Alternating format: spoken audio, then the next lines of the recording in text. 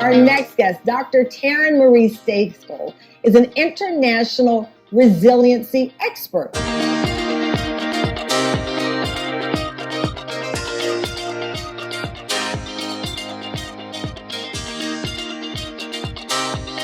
Welcome to the Forbes Factor. We focus on health, wealth, and happiness. We've got a very special guest. Will you please put a big round of applause and welcome to the stage Ms. Taryn Marie.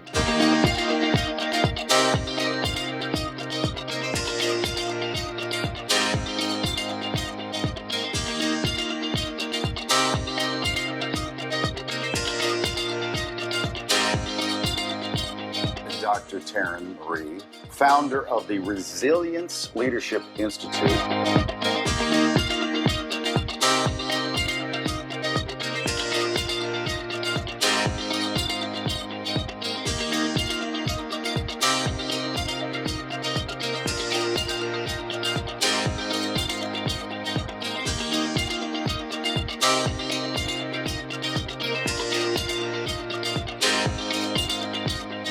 So the one thing that we don't understand about resilience is we've been taught that resilience is something that lives outside of ourselves, something we've got to go find, something we've got to go become. And what I've found is that resilience is actually the essence of being human. And so we get to stop looking outside of ourselves for resilience. Absolutely. And realize that it lives within us. Oh, how beautiful. That was beautiful. I'm a big believer that it's one of the most important personality traits to having a blissful and successful life is the ability to learn to be resilient. So often we think about like the first person who's back to work after a tragedy, right? Or the, first kind of store that reopens after a, sort of catastrophic weather event, or the first person who's going back, quote unquote, to their normal lives, right? There's so much pressure on us to be okay and to recognize like it's okay not to be okay. One of the myths, right, is that we bounce back, that we're unaffected, right? The truth is we bounce forward. We take the wisdom, we take the empathy, we take the experience, the knowledge, the strength, and we go forward and we create a new version of ourselves. Really profound. Thank you. Now, in fact, the people that recover the fastest are not the most resilient. We've thought that for a long time. I can have surgery on Friday and be back at the office on Monday. Have complications on Tuesday. When we come back too fast, we actually make things worse for ourselves.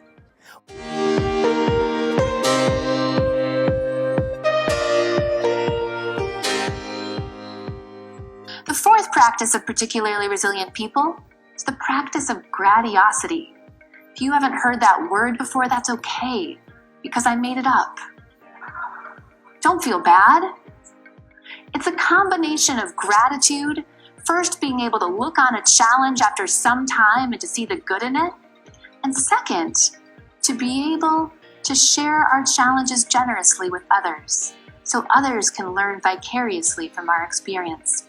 One of the things that I talk about is that we all walk around with an imaginary slip of paper in our pocket. And the imaginary slip of paper says, people would think I was crazy if they knew, ... And then we fill in the blank. And oftentimes what we put in that blank is our resilient story. So what happens is when we have experiences that are emotionally charged, where someone's yelling at us, saying awful things, hurting our feelings, those experiences, because they're so emotional, they get stored in our brain in a different place. And so we're more likely to remember experiences that are emotional, which is why it also takes, to your point, 5 positive experiences to balance out one super negative experience. And that's an important rule to remember, okay?